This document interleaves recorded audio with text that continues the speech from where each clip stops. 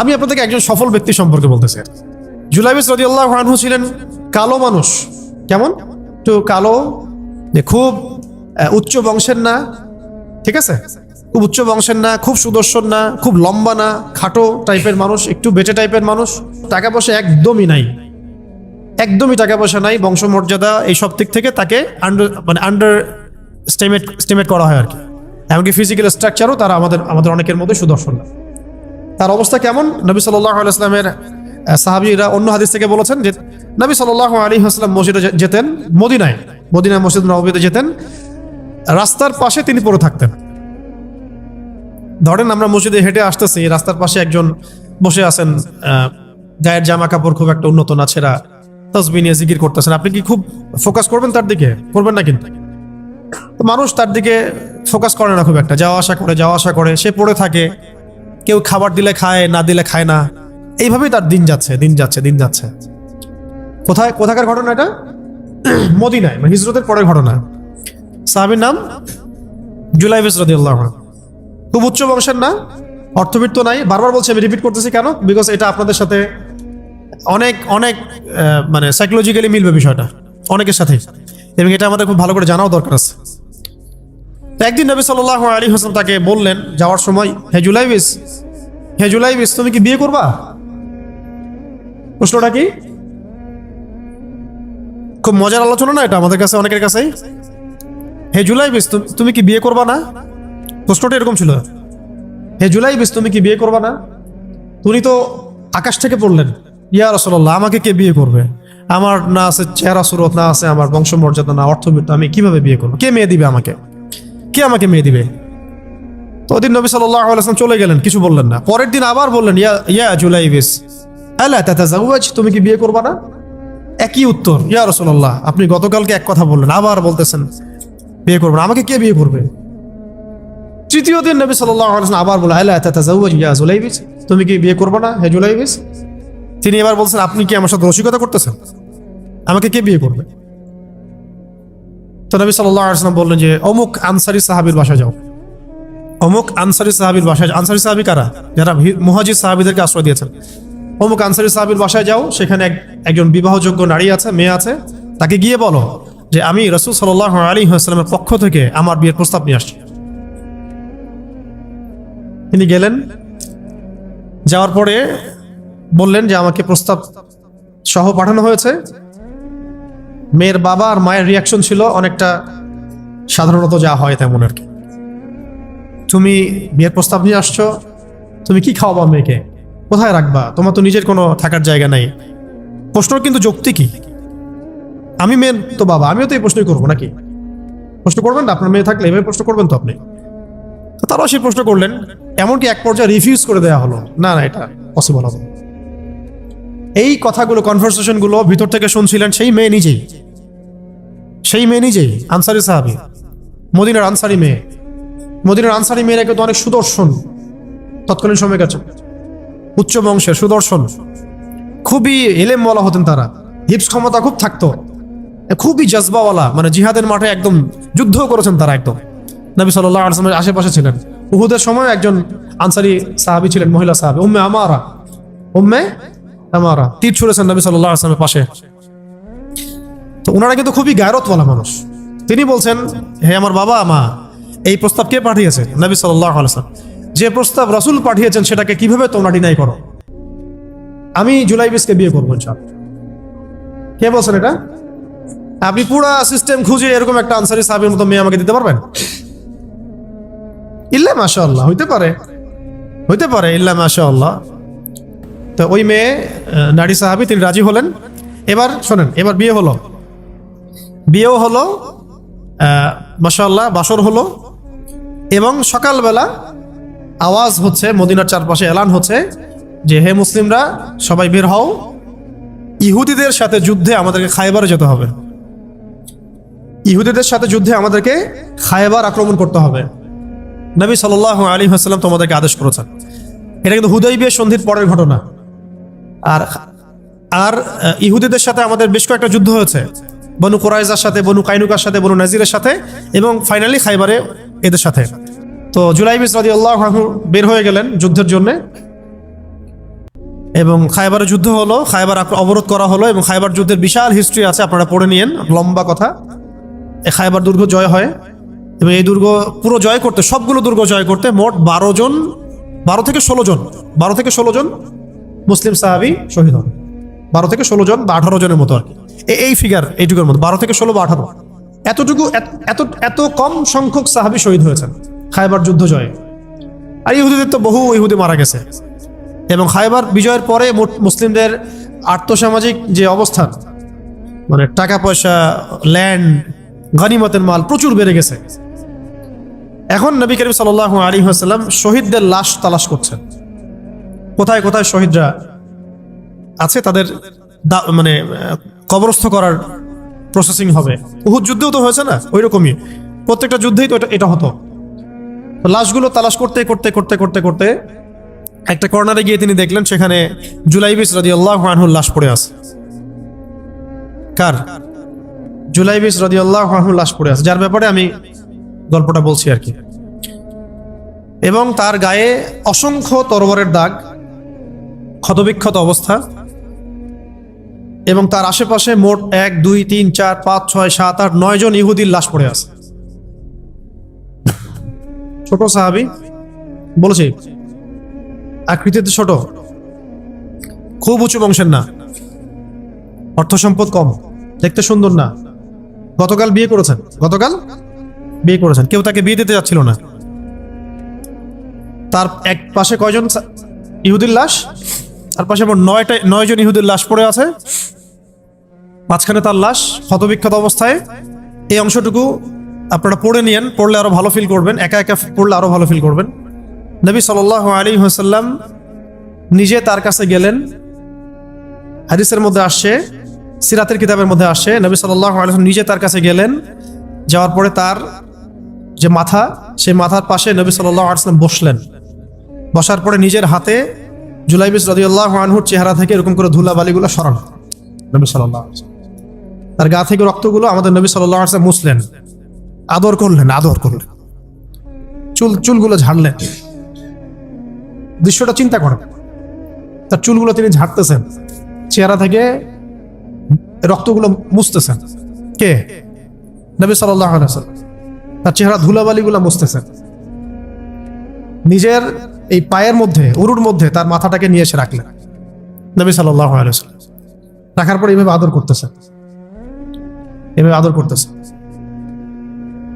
আর এরপর উপরের দিকে তাকালেন, তার জন্য তো দোয়া করলেন, উপরের দিকে তাকালেন, তাকে চোখ নামাই নিলেন। সাহাবা একরাম তো আশেপাশে আছেন অনেকেই, বললেন যে ইয়া রাসূলুল্লাহ, আপনি এমনটা কেন করলেন, চোখ নামাই নিলেন কেন? তখন তিনি বললেন যে আমি দেখলাম যে জান্নাতের হুরদের মধ্যে অসংখ্য হুর ছুটে আসতেছে, কে জুলাইবিসকে আগে বরণ করবে তার জন্য। তিনি নিজে কাঁদলেন, জুলাইবিসের জন্য নিজে কাঁদলেন, নিজের হাতে তাকে এইভাবে উঠালেন। তিনি ছোট মানুষ ছিলেন। এরপর 2 হাত দিয়ে তাকে উঠালেন, উঠায় নিজের হাতে তাকে দাফন করলেন। দাফন করার পর তিনি বললেন, ইয়া জুলাইবিস, হে জুলাইবিস, আনতা মিন্নি ওয়া আনা মিনক, তুমি আমার অংশ, আমি তোমার। হে জুলাইবিস, তুমি আমার, আমি তোমার। হে জুলাইবিস, তুমি আমার, আমি তোমার। এই কথাটা বললেন কে? নবী সাল্লাল্লাহু আলাইহি ওয়াসাল্লাম। এখন আপনাদেরকে আমি সাফল্যের মানদণ্ড কিভাবে বোঝাবো? এর বাইরে কোনো ভাষা নেই আমার কাছে। সাফল্য বলতে কি বোঝান? এই সিস্টেম সাফল্য বলতে কি বোঝায়? এই ওয়ার্ল্ড অর্ডারটা সাফল্য বলতে কি বোঝায়? এই বস্তুবাদী জগৎটা আমাদেরকে সাফল্য বলতে আসলে কি বোঝায়? সাফল্য বলতে বোঝাচ্ছে ঈমান। সাফল্য হলো ঈমান, বিশুদ্ধ আকীদা, বিশুদ্ধ আমল, আল্লাহর আনুগত্য, রাসূলের আনুগত্য, দুনিয়ার জীবনে মুসাফিরের মতো থাকা, যতটুকু প্রয়োজন ততটুকু সন্তুষ্ট থাকা, একজন নেককার স্ত্রী, সুসন্তান সন্ততি, আদর্শ একটা পরিবার, হালাল একটা রিজিক, বাস। ইসলামের জন্য দাওয়াত, তাবলীগ, মেহনত, দিন প্রতিষ্ঠার চেষ্টা, প্রয়োজনীয় জিহাদ, প্রয়োজনীয় শাহাদাত। আর কি আছে সাফল্য বলতে? এরকম সাহাবী একজন নয়, কিন্তু এক একজন সাহাবী সম্পর্কে এক একটা করে কথা বলা যাবে। হানজালা রাদিয়াল্লাহু আনহুর নাম শুনছেন? হানজালা রাদিয়াল্লাহু আনহু, তিনিও বিয়ে করেছেন একদিন। তার পরের দিন সকালে উহুদের যুদ্ধে গিয়েছেন। 70টা আঘাত সহ্য করেছেন, বলা হচ্ছে কিতাবের মধ্যে 70-80টা আঘাত তার দেহে ছিল। শহীদ হয়েছেন। উহুদ যুদ্ধে যখন সাহাবীদেরকে দাফন করা হচ্ছে, তখন তিনি নবী সাল্লাল্লাহু আলাইহি ওয়াসাল্লাম দেখলেন হানজালা রাদিয়াল্লাহু আনহুর লাশটা ভেসে আছে, বাতাসে ভেসে আছে, এবং লাশ থেকে পানি ঝরতেছে। সাহাবীরা জিজ্ঞাসা করলেন, ইয়া রাসূলুল্লাহ, এটা কেমন, এটা কিভাবে হচ্ছে? তখন নবীজি বললেন যে হানজালা গত রাতে বিয়ে করেছে, গোসল করার সময় পায় নাই, সে সকালবেলা চলে আসে যুদ্ধের মাঠে, ফেরেশতারা তাকে গোসল দিচ্ছেন, এটার পানি পড়ছে, আমরা দেখতে পাচ্ছি। সাফল্যের সংজ্ঞা আসলে কি? তো আল্লাহ পাক আমাদেরকে আসলে দুনিয়ার হাকিকত বোঝার তৌফিক দান করেন। কিছু কিছু আইডিওলজি আছে যেটা আপনার ভিতর চলে আসলে বাকি সব ঠিক হয়ে যাবে। আর এগুলোর যদি ভিতরে ঠিক মতো না বলবৎ হয়, আপনাকে আমি ডালপালার ক্রাইসিস সমাধান, ওয়ার্ল্ড অ্যাফেয়ার্স, ইকোনমি এইসব বুঝে দিনের দিকে হেদায়েত দিতে পারবো না আমরা। আসলে কিছু বিষয় ভিতর থেকে আসতে হবে, যে আগে আপনাকে হাকিকত বুঝতে হবে, আসলেই দুনিয়া কি, আখেরাত কি, গন্তব্য কোথায়, কোত্থেকে আসছি, কোথায় যাব, কোত্থেকে আসছি, আমরা যাব কোথায়, কোত্থেকে আসছি, যাব কোথায়, মাঝখানের সময় আমার কাজ কি, কে আমার নবী, কি আমার দিন, আমার দিনের মৌলিক বিষয়গুলো কি, দিনের ইলম কি, আমল সালেহ কি, দিন প্রতিষ্ঠার মেহনত কাকে বলে, কি করলে আল্লাহ পাক আমাকে কালকে আমাদের মাঠে নবীদের, শহীদদের, সিদ্দিকদের সাথে হাসর করাবেন। এটা হলো সাফল্যের মূল কথা। এর মানে এই না যে দুনিয়াতে আমরা কিছুই করব না, ব্যবসা করব না, আমরা চাকরি বাকরি করব না, আমরা মানে মুআমালাত মুআশারাত করব না, বিষয়টা তো এমন নয়। কিন্তু কথা হচ্ছে আমাদের মূল উদ্দেশ্যটা কি হবে। স্ত্রী সন্তান তো আমাদেরও আছে, কেন আপনি তাদের ভরণ পোষণ দিবেন, কেন তাদেরকে আপনি বড় করবেন সুন্দর করে?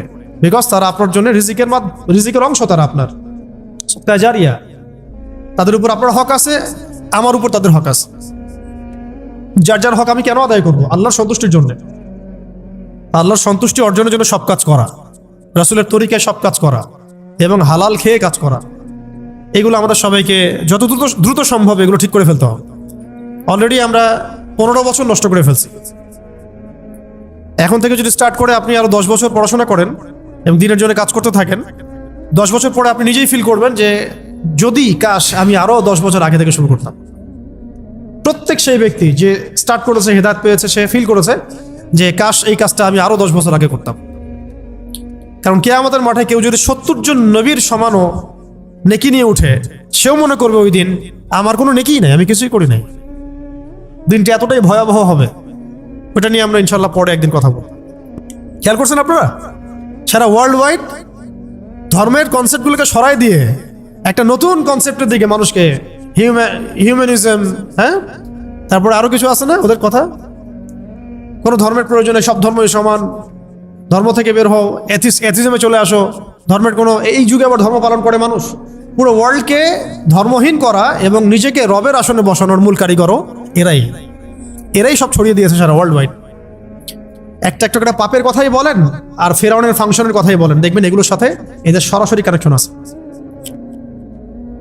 ইভেন প্রযুক্তিগত উৎকর্ষের পিছনেও, নিউক্লিয়ার ওয়েপন্সের পিছনেও, মুসলিম নিধনের পিছনেও ইউনাইটেড নেশনস তো তারাই করেছে। ওয়ার্ল্ড ব্যাংক দিয়ে আমাদের রক্ত চোষা হয়েছে, এখনো হচ্ছে। ইসলামিক কারেন্সি উঠাই দেওয়া হয়েছে, কি করা হয় নাই? আর আমরা এগুলোকে মানে উন্নয়নের মানদণ্ড মনে করছি আর কি। শুধু তাই না, ইসলামিক খেলাফা ডিস্ট্রয় করেছে কারা? ওরাই। আমাদেরকে 57টা রাষ্ট্রে ভাগ করেছিল কারা? ওরাই। ওয়ান উম্মাহ কনসেপ্ট ভেঙে দিয়েছিল কারা? এরাই। আপনাকে আমাকে ন্যাশনালিজম গিলাইছে কারা? জাতীয়তাবাদ গিলিয়েছে কারা? এরাই। মুসলিমদেরকে কমিউনিস্ট বানিয়েছে কারা? এরাই। মুসলিমদের ব্যাংকিং এ সুদের এই 6 লাখ কারা ছড়িয়ে দিয়েছে? এরাই। কটা মিলাবেন আপনি? সেকুলার বানিয়েছে কারা সারা ওয়ার্ল্ডে? মুসলিমদেরকে সেকুলার কারা বানিয়েছে? এই মুভমেন্টটাই, যেটা একটা কুফরি তন্ত্র, যেটা থাকলে মানুষের ঈমান থাকে না। এখন সারা ওয়ার্ল্ডে পলিটিক্যালি সব সমস্যার সমাধান হিসেবে ডেমোক্রেসিকে উত্থাপন করেছে কারা? খারাপ ওই লিঙ্কনের অনুসারীরাই। আপনি একটা করে পয়েন্ট আজকে বাসায় গিয়ে ফাইন্ড আউট করবেন, ক্রাইসিস, দেখবেন সবগুলো লিঙ্ক আপনি এখানে পাবেন। এবং ফেরাউনের যে ফাংশন ছিল সারা ওয়ার্ল্ডে ওই সময়, সেই ফাংশনগুলো আপনি এদের সাথে মিল পাবেন। ফেরাউনের প্রত্যেকটা খাসলত, চরিত্র এবং কাজ এদের মধ্যে আপনি পাবেন। ওকে, শেষ কথা হচ্ছে এই ফেরাউনের শেষ পরিণতি কি হয়েছিল? লাস্ট পয়েন্ট এটা। এই ফেরাউনের শেষ পরিণতি কি হয়েছিল? দাওয়াত পেয়েছে, তার কাছে নবী এসেছে, মুজিজা দেখেছে, ঠিক আছে, এখনো তারা দাওয়াত পাচ্ছে। শেষ নবীর অনুসারীরা তাদেরকে দাওয়াত দিচ্ছে, তাদের সাথে কনফ্লিক্ট হচ্ছে, দাওয়াতও পাচ্ছে তারা আল্লাহর নিদর্শন কিন্তু দেখছে। যতই আক্রমণ তার ইসলামের এগেনস্টে করছে, মুসলিমদের সংখ্যা বাড়ছে। ইসলাম শক্তিশালী হচ্ছে? তারা নাকানি চুবানি খাচ্ছে মুসলিমদের কাছে, যে মুসলিমদের কোনো অস্ত্র নাই, কোনো ট্রেনিং নাই, কোনো প্রশিক্ষণ নাই, তাদের কাছে নাকানি চুবানি খেয়েছে। খাচ্ছে কিনা? একটা ফ্লো তো হচ্ছে, এগেনস্ট একটা ফ্লো সৃষ্টি হচ্ছে।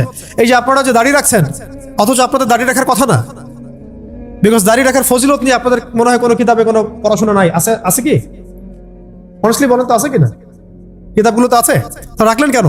কিভাবে রাখলেন? বিকজ আল্লাহ রাব্বুল আলামিন ফেরাউনের এগেনস্টে মুসাকে দাঁড় করান।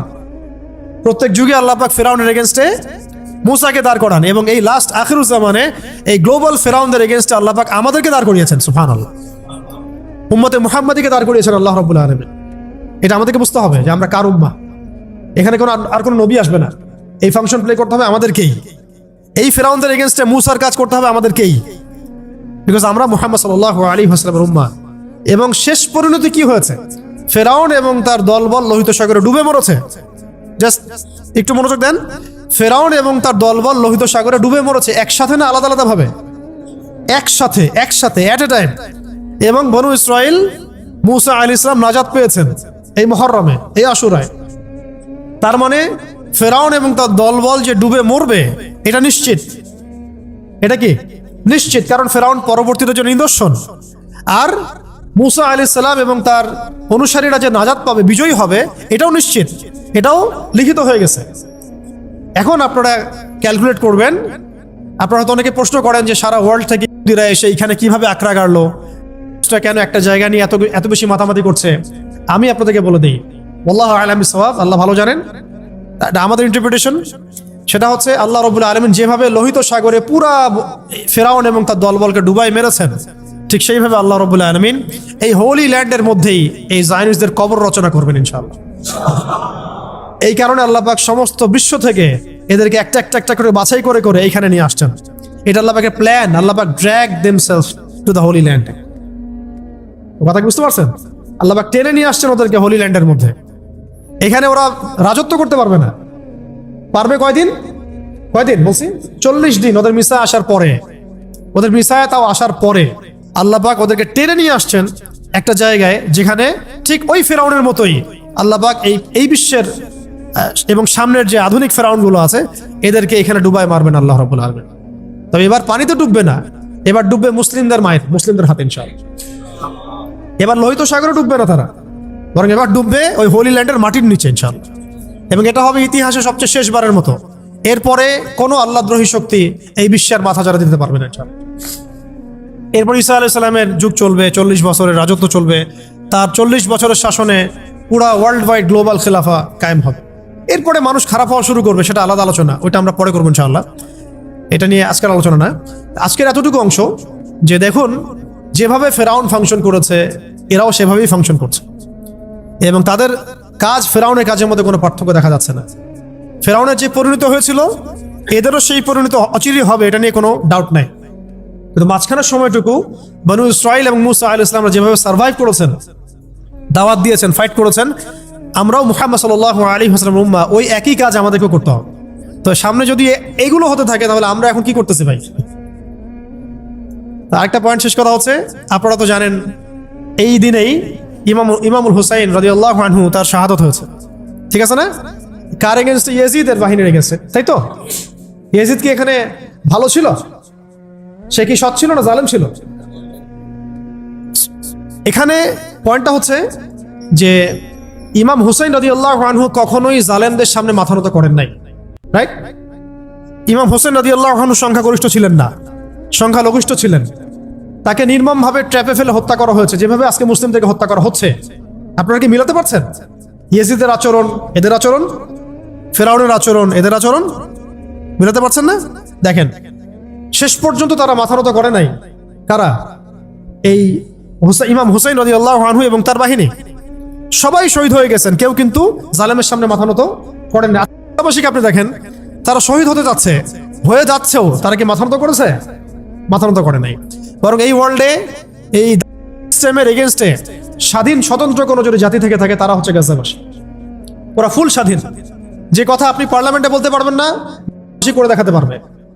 যে কথা আপনি আপনার রাষ্ট্র নিয়ে করতে পারবেন, যে কাজটা আপনি আপনার রাষ্ট্র নিয়ে করতে পারবেন না, করতে পারবে। আপনাকে যদি আপনি বাংলাদেশ দিয়ে দেন কালকে, আমাকে বলেন যে ভাই আপনি মিলিটারি নিয়ে ওদের সাথে যুদ্ধ করেন, কিছুই করতে পারবেন না, বিকজ আপনি এখন ওদের আন্ডারে দাসত্বে আছেন। তো ভাই বুলেট ছুটতে পারবে, কারণ সে ওদের আন্ডারে দাসত্বের মধ্যে নাই। সেম কাজ তারা করতে পারবে, পারবে তারা করতে, কিন্তু আপনি পারবেন না, বিকজ আপনি সিস্টেমের আন্ডারে আছেন। এই সিস্টেমটার সাথে কুফরি না করা পর্যন্ত, এখান থেকে বের না হওয়া পর্যন্ত আপনি স্বাধীন হতে পারবেন না। কিম জং উন করতে পারতে পারে, আপনি পারবেন না, বিকজ ও সিস্টেমের বাইরে আছে, ওগুলো পরোয়া করেন না। আমরা বুঝি না যে আসলে আমরা কার দাসত্ব করছি, এবং স্বাধীনতার মানেই বাকি গাজ্জাবাসী স্বাধীন, শহীদ হলেও স্বাধীন। এই আত্মা উড়ে চলে যাবে জান্নাত ইনশাআল্লাহ। ওই বাচ্চাদের আত্মাগুলো দিয়ে জান্নাত ভর্তি হয়ে যাচ্ছে আলহামদুলিল্লাহ। আমরা প্রজেক্টে কাজ করার সময় আমরা বলছিলাম সান্ত্বনা কিভাবে দিব, আমরা বলছিলাম এভাবে যে জান্নাত আপনাদের সোলগুলো দিয়ে জান্নাত ভর্তি হয়ে যাচ্ছে আলহামদুলিল্লাহ। এর চেয়ে বেশি কিছু বলার নেই আমাদের। আপনি খেয়াল করে দেখেন ইমাম হুসাইন রাদিয়াল্লাহু আনহু, তার যে চেতনা ছিল, আজকে আপনি দেখবেন প্যালেস্টাইনের আমাদের মুসলিম ভাইদের সেই চেতনা আছে। সপরিবারে নিহত হলেও তারা মাথা নত করছে না, পানি খেতে দিচ্ছে না কিন্তু তারা মাথা নত করছে না। খেয়াল করছেন কি? এখন ইমাম হুসাইন রাদিয়াল্লাহু আনহুর একটা আনফিনিশড কাজ ছিল, একটা আনফিনিশড একটা জব তার ছিল। সেটা কি জানেন? সেটা হলো ইয়াজিদ বাহিনীর গোড়া একেবারে শেষ করে ফেলা, কেটে ফেলা। ইয়াজিদ বাহিনী মানে জালেমদের গোড়াটাকে কেটে শেষ করে ফেলা, এটা কাজ ছিল কার? ইমাম হুসাইন রাদিয়াল্লাহু আনহু। এবং এই কাজেই তো তিনি যুদ্ধ করতে গিয়েছিলেন, তাই না? যাতে করে জালেমের শেকড়টা তিনি উপরে ফেলতে পারেন, এটা ছিল তার মিশন। কিন্তু শেষ পর্যন্ত সেই মিশনটা অ্যাচিভ হয় নাই, আল্লাহ পাক তাকে শাহাদাত দিয়েছেন আলহামদুলিল্লাহ। এখন ইমাম হুসাইন রাদিয়াল্লাহু আনহুর সেই যে আনফিনিশড জব, এই জবটা করতেই আসবেন ইমাম ইনশাআল্লাহ। বুঝতে পারছেন, মিলাইতে পারছেন? ইমাম হুসাইন রাদিয়াল্লাহু আনহুর যে আনফিনিশড একটা জব আছে বা ছিল ওই সময়, জালেমের গোড়া কেটে ফেলা, ওইটা করতেই আসবেন ইনশাআল্লাহ তাআলা ইমামুল। কার বংশ থেকে? তাদেরই বংশ থেকে, ফাতিমা রাদিয়াল্লাহু আনহারই বংশ থেকে। মিলাইতে পারছেন? কেন ইমামুল মাহদি ফাতিমা রাদিয়াল্লাহু আনহার বংশ থেকে আসবেন? বিকজ তার বংশে ইমাম হুসাইন রাদিয়াল্লাহু আনহুর একটা আনফিনিশড কাজ আছে এখনো ওয়ার্ল্ডে বাকি। সেটা হলো ওয়ার্ল্ডের তিনি যে সময় ওয়ার্ল্ডে আসবেন, ওই সময়ের ফেরাউন, ওই সময়ের জালেম, ওই সময়ের কাফের মুশরিকদের গোড়া কেটে ফেলা। তো ওয়ার্ল্ড ওইদিকেই যাচ্ছে এবং ওয়ার্ল্ড অ্যাফেয়ার্স এভাবেই আগাতে থাকবে। মাঝখানে আমাদেরকে কিছু গোলক ধাঁধার মধ্যে ফেলে রাখা হয়েছে, পড়াশোনা, চাকরি, জব, এইটা সেটা, এবং পলিটিশিয়ানদের সামনে তো একটা বাক্স রাখা হয়েছে আর কি। মানে ডানে যদি একটা পারমাণবিক বোম পড়ে, বামে একটা পারমাণবিক বোম পড়ে, তার কোনো মাথা ব্যথা নাই। মাথা ব্যথা হচ্ছে আমার ইলেকশন কবে দিবেন সেটা বলে। বুঝতে পারছেন? আমাদের সামনে এইভাবে আমাদেরকে ধোঁকাবাজের মধ্যে রাখা হচ্ছে। এগুলো কোনো সলিউশন না। সলিউশন হচ্ছে আমাদেরকে এই দাসত্ব থেকে বের হতে হবে, ওদের দাসত্ব থেকে বের হতে হবে। এটা আপনি এদিকে পারবেন না তো, বিকজ এই সিস্টেমটা ওদেরই। তো যাই হোক, তারপরে যদি বেশি সংখ্যক আমাদের ইসলামপন্থী ভাইরা ক্ষমতায় যেতে পারেন, তাহলে তো আমরা বলবো মাশাআল্লাহ, ভালো, অ্যাটলিস্ট ইসলামের জন্য ভালো হলো। ঠিক আছে, ওটা আমরা বুঝি যেটা মন্দের ভালো, বাট এটা এই সিস্টেম আপনাকে এগেইনস্টে লড়াই করতে দিবে না, বিকজ সিস্টেমটা ওদের নিয়ন্ত্রণের মধ্যে আছে। তো এখন শেষ কথা হচ্ছে, আমরা আজকের আলোচনার মধ্যে অনেকগুলো বিষয় আসছে। তো মূল কথাটা হচ্ছে আমাদেরকে আমাদের চিন্তার দরজাটা উন্মুক্ত করতে হবে, অতীত জানতে হবে, ইতিহাস পড়তে হবে, বর্তমান বুঝতে হবে, ইন ফিউচারে কি হচ্ছে এগুলো আমাদের মাথায় রাখতে হবে, এবং দিনের ইলম অর্জন করতে হবে। তাকওয়া, আল্লাহর আনুগত্য, রাসূলের আনুগত্য, জীবন নিয়ে সচেতন হওয়া, সাফল্যের সংজ্ঞা বোঝা। একদিনে তো সব আলোচনা হবে না। তো আজকে মুহররমের যে আলোচনাগুলো, এই যে মাস, এই মাসের তাৎপর্য, এই মাসের ফজিলত, এই মাসের সাথে কেন একটা কওমের নাজাত জড়িত আছে, তারা কি করেছিল, ফেরাউনের কি ফাংশন ছিল, ফেরাউন সারা ওয়ার্ল্ডে কি ফাংশন প্লে করেছিল, ওই ফাংশনের সাথে আজকে কোনো কওমের মিল আছে কিনা, এবং কেন তার যে মমিটা সেটা ওই সালেই বের হলো যেই সালে মুভমেন্ট শুরু করলো। তাহলে এখানে মাঝখানে আমাদের কাজটা কি? সেই ইমামুল হুসাইন রাদিয়াল্লাহু আনহুর যে কাফেলা, সেই চেতনা, সেই আদর্শ ধারণ করা এবং সেইভাবে নিজেদের জীবনটাকে প্রস্তুত করা। যদি আল্লাহ পাক সেই সুযোগ দেন, যেন সুযোগটা হাতছাড়া না হয়। ব্লাড খুব প্রেশিয়াস জিনিস, এটা যেখানে সেখানে দিতে হয় না। ব্লাড খুব প্রেশিয়াস একটা আমানত আল্লাহ পাকে, এটা যেখানে সেখানে দিতে হয় না। ডেমোক্রেসির জন্য ব্লাড দেওয়ার কোনো মানে নাই, কোনো মানে নাই। সেকুলারিজমের জন্য ব্লাড দেওয়ার মধ্যে কোনো সার্থকতা নেই। কমিউনিজমের জন্য ব্লাড দিয়ে কোনো লাভ নাই। জাতীয়তাবাদের জন্য ব্লাড দিয়েও কোনো লাভ নাই। ব্লাড দিতে হবে আল্লাহর দ্বীনের জন্য, যেটা ইমাম হুসাইন রাদিয়াল্লাহু আনহু দিয়েছেন। তিনি ন্যাশনালিজমের জন্য দেন নাই, তিনি কোনো তন্ত্রমন্ত্রের জন্য দেন নাই, তিনি দিয়েছেন কার জন্য? আল্লাহর জন্য। তো আগামী দিনগুলোতেও জালেমদের পতন হবে ইনশাআল্লাহ। ঠিক যে পরিণতি হয়েছে ফেরাউনের, সেটা হবে এই যুগের ফেরাউনদেরও। আল্লাহ পাক ওদেরকে এক জায়গায় জড়ো করেছেন একসাথে ধ্বংস করার জন্য। অতএব এখন যা হচ্ছে আমাদের সামনে, এগুলো নিয়ে মোটেই বিচলিত হবেন না। ভাববেন না যে আমাদের শক্তি কম, আমরা পারছি না, মুসলিমদের মনে হয় আর উন্নতি হবে না, সব শেষ হয়ে যাচ্ছে। মোটেই না, এগুলো হচ্ছে একটা পরীক্ষা। আল্লাহ পাক দেখতে চাচ্ছেন যে আমরা পরীক্ষায় কতটুকু ভালো করি, কতটুকু খারাপ করি, এবং এগুলোর মধ্য দিয়ে আল্লাহ পাক আমাদেরকে তৈরি করতে চাচ্ছেন। ওয়ার্ল্ডের এগুলো স্পষ্ট হওয়ার পরেও যদি আমাদের চোখ না খোলে, তাহলে বলতে হবে আমাদের আধ্যাত্মিক অন্ধত্ব আছে। এই অন্ধত্ব দূর করার জন্য আমরা সবাইকে বেশি বেশি তাজকিয়ার চর্চা করতে হবে। দিনের প্রত্যেকটা বিষয়ে, বেসিক ফান্ডামেন্টাল বিষয়কে মেনে চলতে হবে। আল্লাহ পাক আমাদের সবাইকে আজকের আলোচনার মূল বিষয়গুলো বোঝার তৌফিক দান করেন। এবং মানে আমি চাচ্ছি ক্রিয়েটিভ কিছু থিঙ্কার তৈরি হোক। মানে ক্রিয়েটিভ থিঙ্কার আমাদের দরকার। আচ্ছা, একটা জিনিস পড়লাম, মুখস্থ করলাম না, আপনি ভাবেন, চিন্তা করেন। আমি যেগুলো বললাম সেগুলোই সব না, আর অনেক চিন্তা আসতে পারে এখানে, আর অনেক চিন্তা আসতে পারে। লাস্ট 300 বছরের হিস্ট্রি জানা দরকার, ওদের ফাংশন জানা দরকার, ওদের প্ল্যান জানা দরকার, ঠিক আছে? এবং আমাদের ল্যাকিংসগুলোকে ফাইন্ড আউট করা দরকার, এবং আমাদের ক্রাইসিসগুলো লিস্ট আউট করা, এবং সলিউশন কি হতে পারে এটা আমাদেরকে বের করতে হবে। আজকে এগুলো বলে দিব না, আপনারা নিজেরা এগুলো ফাইন্ড আউট করবেন। পরে ইনশাল্লাহ কোনো একদিন আমরা চলমান সংকট সমাধান এগুলো নিয়ে কথা বলবো ইনশাল্লাহ। ঠিক আছে, আজকে এইটুক থাক, অনেক দেরি হয়ে গেছে। আপনাদের সবাইকে জাযাকুমুল্লাহ খায়রান আজকের এই আয়োজনটাকে সফল করার জন্য। ইনশাআল্লাহ আল্লাহ পাক চাইলে আমরা প্রতি মাসে একটা করে দার্স চালু রাখতে পারি ইনশাআল্লাহ। তো সবাই দোয়ায় শরীক হই, সামান্য একটু দোয়া করা উচিত। আমরা দোয়া করি, সবাই আমিন বলবো। আমরা দোয়া করি যেন আল্লাহ পাক আমাদের সবাইকে দ্বীনের সহি বুঝ দান করেন, হৃদয়ের অন্ধত্বগুলো দূর করে দেন, এবং আল্লাহর দ্বীনের যে জ্ঞান অর্জন না করলে আমরা মুমিন থাকতে পারছি না, ওই জ্ঞানটুকু অর্জন করার তৌফিক দান করেন। যা জ্ঞান হাসিল করব এই অনুযায়ী আমল করার তৌফিক দান করেন।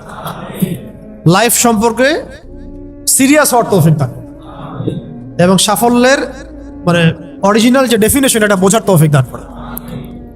নিজের লাইফের রোডম্যাপ সাজিয়ে ফেলার তৌফিক দান করেন, এবং চিন্তার জগৎটা আল্লাহ পাক উন্মুক্ত করে দেন। আরো বলবো যে বর্তমান সময়ের যে মানে ইসলাম বিরোধী যে তৎপরতাগুলা, এগুলো বোঝার তৌফিক আল্লাহ পাক আমাদেরকে দান করেন। এদের এগেনস্টে আমরা কিভাবে কাজ করব, এটাকে ঠান্ডা মাথায় বসে বুঝে ঐক্যবদ্ধভাবে কাজ করার তৌফিক দান। একা একা আপনি এই প্রবলেমগুলো সলভ করতে পারবেন না। তাই আমরা মাশওয়ারা ভিত্তিক চলবো ইনশাআল্লাহ, প্রজ্ঞা অবলম্বন করব, সবাইকে দাওয়াত দিব, দাওয়াতের মেহনত অব্যাহত রাখবো ইনশাআল্লাহ। বিজয় আমাদের হাতে লেখা আছে, আমাদের কপালেই বিজয় লেখা আছে। এটা কোরআন বলছে, হাদিস বলছে, এবং আমি বললাম তো আখিরুজ্জামানের পুরো সিলসিলাটাই বলে দিচ্ছে যে সামনে কি হবে ইনশাআল্লাহ। এই বাকি